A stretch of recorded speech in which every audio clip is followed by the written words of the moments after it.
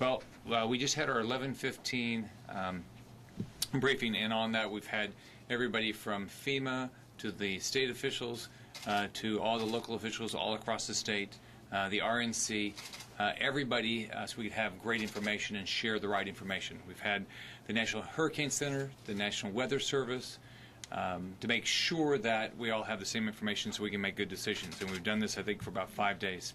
As you know, Isaac is now tracked a little bit further west.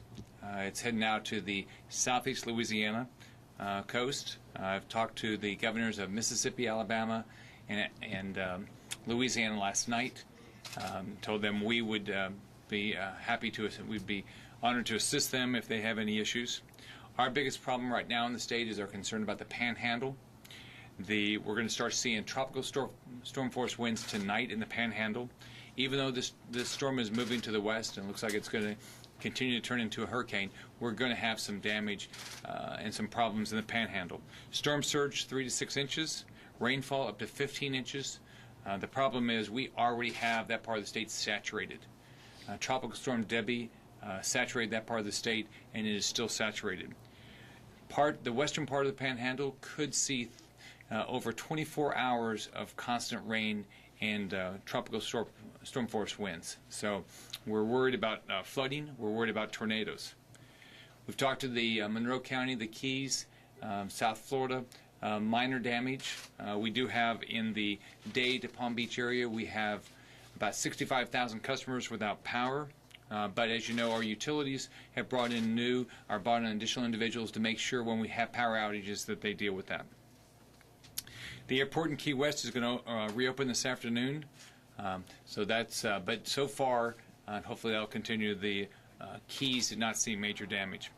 We have localized flooding all around the state. If you travel the state, you know that there's been a lot of rain this year, and so we're seeing localized flooding.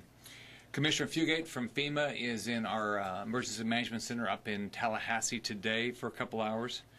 My plan is to head to Tallahassee after we finish this briefing. Again, everybody in the state needs to be careful. We still have the risk of tornadoes. If you're around the water, stay out of the water. If you're in the Panhandle, for sure now, be prepared.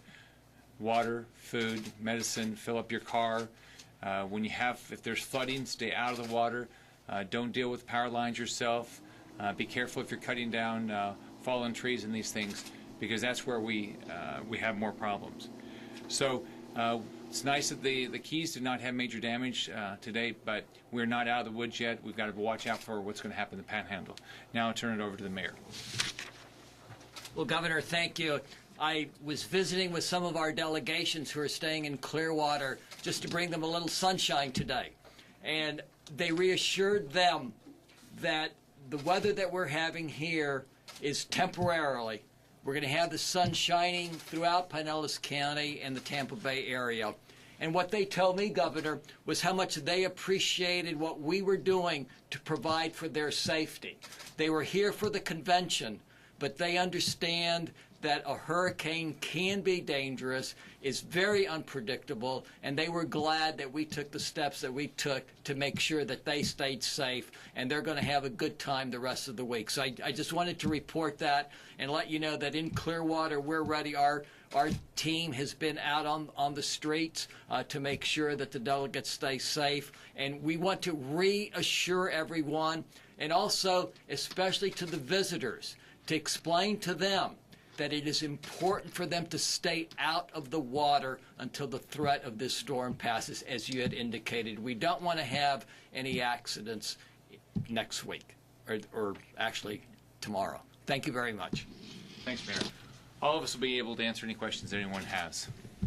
Governor, I know you said there's minor damage, but with the preliminary assessment, are you able to put any kind of dollar figure on what the damage is? Yeah, they're still looking at it. We talked to Monroe County just a few minutes ago, and they've had some flooding.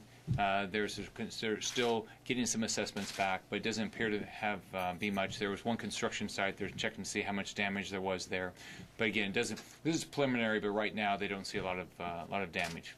Now, I know you're headed to Tallahassee. Do you anticipate any additional briefings later today? We'll have another briefing. We'll do a statewide. We'll have our call at 5:15, and then I'll do a briefing in the Tallahassee or the State Emergency Management Center this afternoon at 6 p.m. So we'll continue to have the briefing. Again, the Panhandle is our concern now, and the potential flooding in the Panhandle. Governor, now that the storm is heading down to more towards Louisiana and Mississippi, what are your activities on the Iron Sea? Can you just give us a brief? Well, I've canceled my activities yesterday, today, and tomorrow, and we'll just play it by ear and see what happens. But my concern is the safety of the 19 million people that live here, and then all of our visitors.